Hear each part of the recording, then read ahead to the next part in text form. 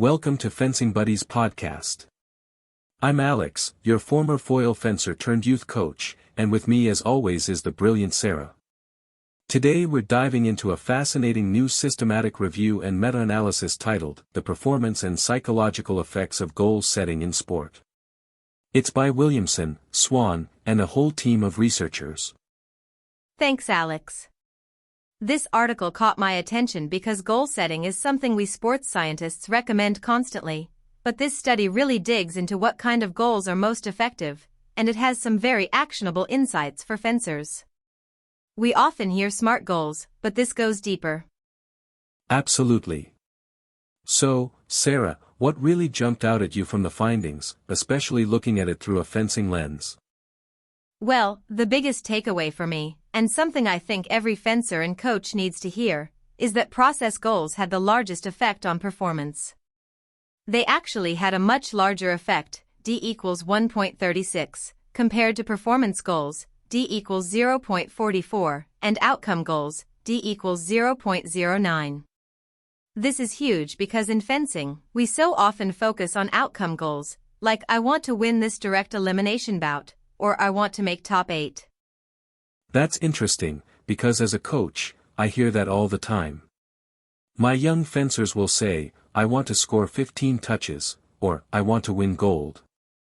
And while that's the ultimate aim, it doesn't give them a roadmap during the bout. So, for a fencer, a process goal would be something like maintain optimal distance or execute a clean parry riposte. Exactly. Or even more specific, focus on controlling my preparation, or ensure my footwork sets up my attack properly. These are all things that are within the fencer's immediate control during a bout, rather than the final score, which depends on both fencers. The study actually highlights that frequently achieving process goals can significantly boost self-efficacy, which is crucial for confidence in competition. That ties into the psychological effects then too, right? Because if you're constantly focused on something you can control, like hitting your mark with your lunge or maintaining point in line, you're less likely to get overwhelmed by the scoreboard or your opponent's actions. I've seen that in my athletes, the ones who are constantly looking at the score tend to get more flustered when they're down. Spot on, Alex.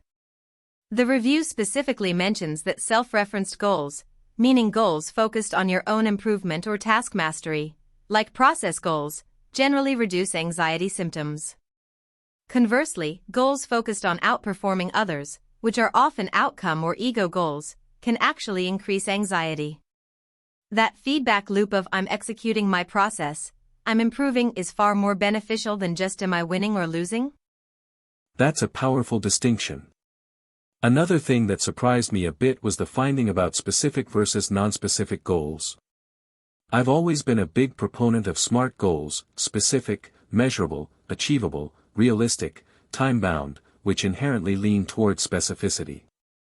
But the article says there was no significant difference in performance between specific and non-specific goals. How do we interpret that for fencing? It's a nuanced point, and the authors address it. They highlight that many of the non-specific goal categories in the studies actually included process goals. So, it wasn't necessarily that vague goals were better, but that the type of goal mattered more than its specificity alone.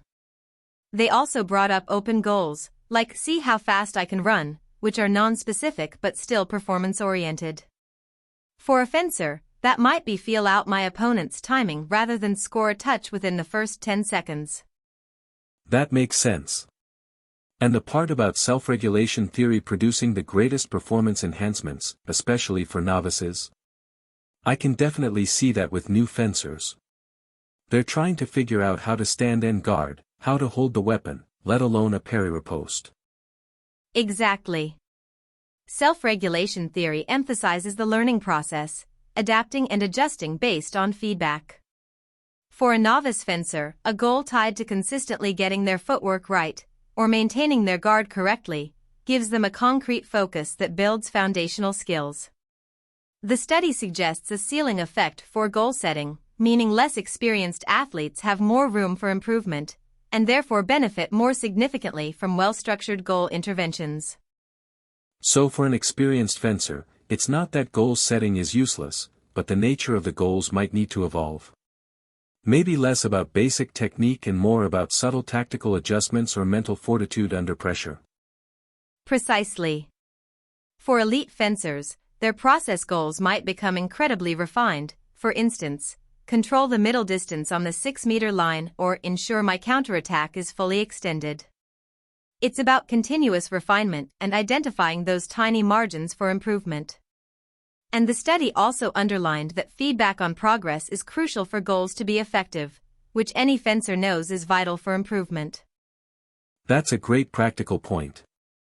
The coaches out there, including myself, need to ensure we're not just setting goals, but actively providing feedback on whether those process goals are being met. Absolutely. It reinforces the importance of the coach-athlete dialogue, not just at the beginning of a season, but in every training session and especially after bouts. So, if I'm a fencer listening, what's the one key takeaway I should leave with regarding setting goals for my training and competition? Focus on the process, not just the outcome. Set goals around what you can do during the bout or training, like perfecting a specific action or maintaining a certain tactical approach, rather than just the final score. These process goals will build your confidence, reduce anxiety, and ultimately lead to better performance. That's a fantastic summary, Sarah.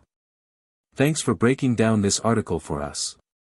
It really gives coaches and fencers concrete strategies to improve. My pleasure, Alex. Thanks everyone for listening to Fencing Buddies podcast. Until next time, keep your distance and stay sharp.